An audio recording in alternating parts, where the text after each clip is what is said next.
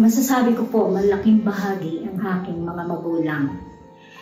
Sabi nga ni Father Patrick Clayton, the family that prays together, stays together.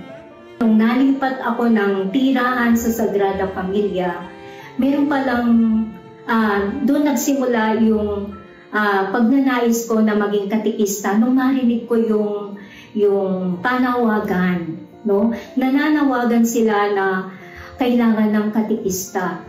Nagsabi ako doon sa aming katikista noon na si Ate Sel Anatalo tsaka si Ate Worley. Sabi ko, paano po ba maging katikista? So yun ang naging daan sila para ako maging katikista at sa pamamagitan ng aking kura paroko na siyang sumuporta sa akin noon, si Father June Bartolome. Sabing panalangin ko sa gabi sa Diyos, sabi ko, Panginoon, gawin mo pong maging makahulugan at makabuluhan ang aking buhay. Kaya nung ako ay pinayagan ng aking kura paroko para mag-aral sa ICAM, pagkatapos po ng interview ko kay Miss Ami, sabi interviewin ako ni Father Pardo. So tapos po yun na. Doon na ako pumasok sa GM. Ako po'y kabilang sa GM 11 hanggang sa naging katikista na ako'y na-assign sa Caloocan, no? Sa iba't ibang school na kinapakalooban ng aming parokya. Akala ko noon, may calling ako, yung pala wrong number. Akala ko kasi magmamadre ako. Hindi na ako natuloy. Pero, may nakilala kasi akong isang Dominican priest, si Father Ben Vargas. Siya yung nagsabi sa akin na pumasok muna ako sa Lumen Christi kasi maganda ang formation. At doon nga sa Lumen Christi, talagang marami akong natutunan. Lalong-lalo na sa akin pananampalataya. Kumbaga talagang yumabong, no? Tapos nagustuhan ko rin yung practice teaching namin. So doon ko napagtanto na dito talaga ako sa pagtuturo sa mga bata.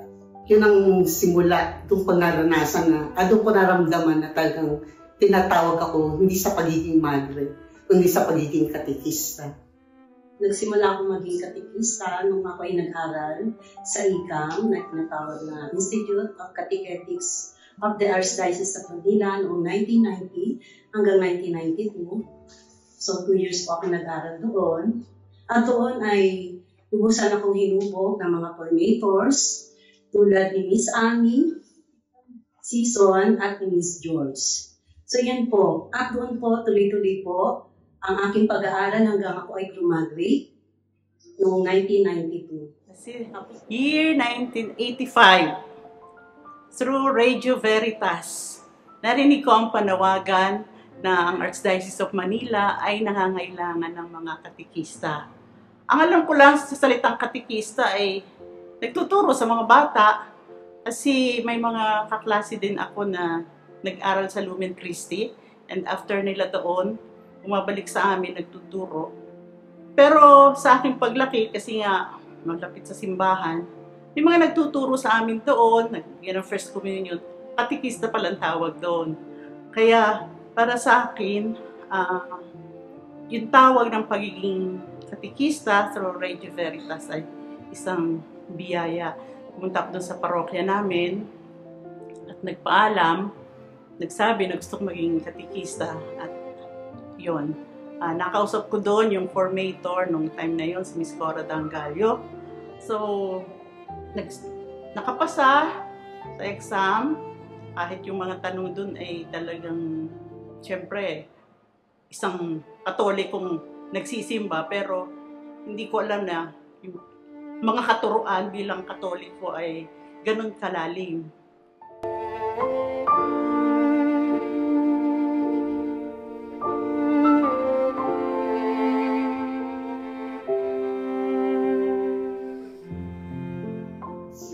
No, meron din pong pagkakataon na pagpasok ko sa isang classroom, merong isang bata na parang may hawak siyang pamalo. First time ko pumasok sa kanila.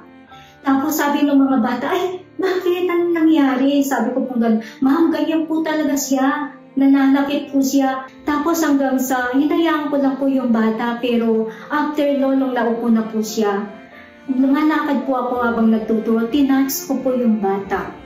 Tapos nung tinouch ko yung bata mula ulo hanggang sa baliktad, parang yumuko po siya, no? Tumahimik siya. Tapos hanggang sa mga sumunod na araw, yung bata iba na po yung kanyang ginagawa, hindi na po siya nananakit. Sabi ng mga bata, ma'am, ang nagbago na po, nakalimutan ko na po yung kanyang pangalan, nagbago na po yung kaklase namin. Kasi po ang ginawa ko, niyaya ko po siyang kumain sa kantin. Doon ko po na-discover kung bakit ganun yung bata. Sabi ng bata sa akin, kung alam mo lang ma'am, sa amin, may hawak akong malaking batya. Sabi niya, yun po yung pananggalang ko dahil pinapana ako ng tatay ko. Hindi po ako nakaramdam ng pagmamahal sa pamilya ko. Kaya, ang hindi ko nga malilimutan na letter, sabi ng isang bata na nakikita niya raw si Jesus sa akin. Nakakatawa. Ayun, so, pero ang hindi ko talaga malilimutan yung sa Roma. Dahil sa pagiging katikista, nakarating ako sa Roma. No? Tapos sa Roma, doon ko na nakita yung first miracle ng Holy Eucharist. Nung una, pinikwento ko lang yun sa mga bata kasi may document ako nun eh. Pag pinikwento ko yun, amazed ako. Hindi ko akalain na mararanasan ko, makikita ko mismo, no? Kaya yung talaga, biyaya talaga sa akin ng Diyos yun. Yun ang hindi ko talaga malilimutan. Kasi nung namatay yung aking anak, no, yun po yung pinakamalaking dagok na nangyari sa buhay namin, pamilya. Pero naandun po ang pagsuporta ng SIPAG. No, nandun po sila, lalo-lalo na si Father Carlo at iba pang mga coordinators. At yun nga po, yung sa guro ng anak ko, na hindi ko malilimutan kasi nandun po yung suporta nila. At least po, gumaling po at kuminhawa po yung aking pakiramdam. At naging masaya ko kasi lagi po nilang binabanggit ang pangalan ng anak ko doon sa misa sa panalangin ng bayan. So, hindi na ako nag-aalala kasi masaya na siya at masaya na rin ako para sa kanya. Bagamat nasa kabilang buhay niya. Yun lang naman ang hindi ko malilimutan.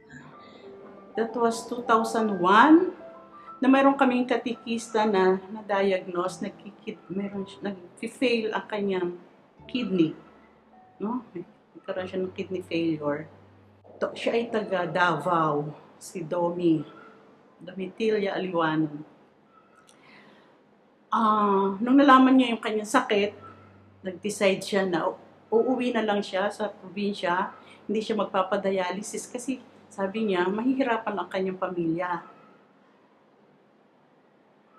That was last February. ng 2001. And then March, inuwi siya. Towards the end of March, nalaman namin na she's almost dying. So, ninais ko na makita siya. Pumunta ako ng Davao, paalam sa aming kay Miss Ellen, siya yung kasama kong coordinator that time, sa aming priest chairman, si Father Litana. Pinayagan naman nila ako.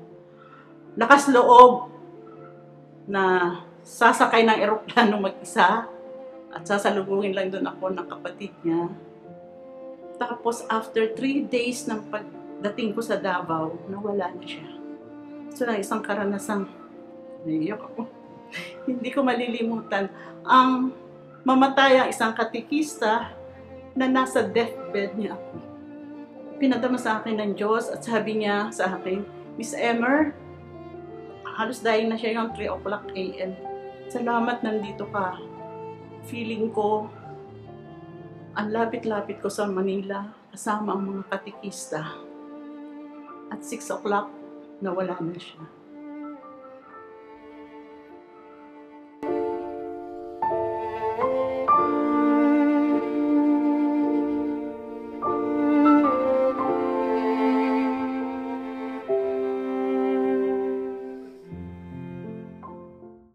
Unang-una, mahalin mo kung ano yung ginagawa mo. Gawin mo ito ng masaya sa puso mo.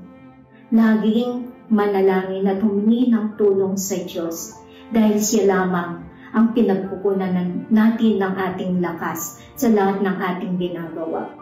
Kaya nga, di ba, sabing ganoon, in everything you do, put God first, and He will direct you and crown your efforts with success. No? Hindi tayo pababayaan ng Diyos. Lalo na tayo punong-puno ng mga paghuhubog sa ating ministry. Hindi tayo pinabayaan ng sipam. No? Kaya, maging mabuting katikista. No? Laging hingin yung tulong ng banal na espiritu. Yan. Kahit na napapagod, patuloy pa rin. Kasi mission natin yun eh. At lagi natin isipin na hindi lahat pinili para magpahayag ng salita ng Diyos. Tayo ay naging instrumento ng Diyos. Binigay tayo bilang katikista na instrumento ng kanyang aral at gawa. No, bagamat marami tayong mga pagsubok, hindi po may iwasan yan.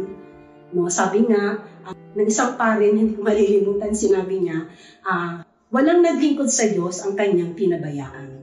Kaya ituloy-tuloy lang natin, no? Kahit mahirap, nalangin tayo, magsimba tayo, bibigyan tayo ng instrument ni God. So yun lang po, si God lang po ang lagi natin tatawagin. Kasi siya po yung mag-aakay sa atin. Sabi nga sa GM, naalala ko yung GM4, nasa formation pa lang ako, yung meron kami isang team sundo na pag ako ay napapagod na, o kaya parang ayoko na, sumusuko na ako. Meron kasing kanta ron na gusto kong awitin. Sabi nga doon, huwag kang matakot, ililigtas kita, tinawag kita sa iyong pangalan. Ikaw ay akin, ikaw ay akin. Biyaya ng Diyos ay hindi nagkukulang sa araw-araw. Magtiwala ka lang, hindi ka niya pababayaan. Hindi lang ikaw, pati ang iyong pamilya. Promise. That's very, very true. At yung araw-araw na naisin ang Diyos na makausap sa Blessed Sacrament. Hanggat maaari, my dear catechist, marami tayong ginagawa, pagod tayo sa maghapon, pero yung paglaan ng oras sa panalangin, ito talaga ang ating lakas. Ito ang aking karanasan bilang isang katikista for 38 years. Amen.